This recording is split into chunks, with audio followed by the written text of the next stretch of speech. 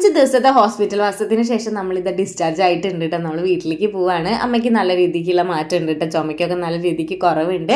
അപ്പം നമ്മൾ വീട്ടിലേക്ക് പോയിക്കൊണ്ടിരിക്കുകയാണ് കേട്ടോ. ഈ ഒരു 5 ദിവസം വീട്ടിൽ ആരും ഇല്ലാതെ അടച്ചിട്ട കാരണം തന്നെ നല്ല രീതിക്ക് ക്ലീൻ ചെയ്യാണ്ടായിരുന്നു കേട്ടോ. പൊടിയും കാര്യങ്ങളൊക്കെ ആയിട്ട് ഫുള്ള് ക്ലീനിങ് പരിപാടിയായിരുന്നു. പിന്നത്തെ പരിപാടി എന്ന് പറഞ്ഞിട്ടുണ്ടെങ്കിൽ നമ്മളുടെ ചെടികളൊക്കെ ആകെ വറ്റി വരണ്ടിരിക്കുകയാണ് കേട്ടോ. കുറേ എണ്ണം നശിച്ചു പോയി. പിന്നെ ഇതാ കുറേ എണ്ണം ഇങ്ങനെ ഡ്രൈ ആയിട്ട് ഇരിക്കുന്നുണ്ട്. അപ്പോൾ ഫസ്റ്റ് തന്നെ ഞാൻ ചെയ്യുന്ന ഒരു പരിപാടി എന്ന് പറഞ്ഞു കഴിഞ്ഞാൽ നമ്മളുടെ ചെടിക്ക് വെള്ളം ഒഴിക്കുക എന്നുള്ളതാണ് കേട്ടോ. അപ്പോൾ ഇത് കുറേ എണ്ണം നശിച്ചു പോയി എന്ന് പറഞ്ഞില്ലേ, ഇത് എനിക്ക് ഫേവറേറ്റ് ആയിട്ടുള്ള ഒരു ചെടിയായിരുന്നു. അത് നശിച്ചു പോയിട്ടുണ്ടായിരുന്നു.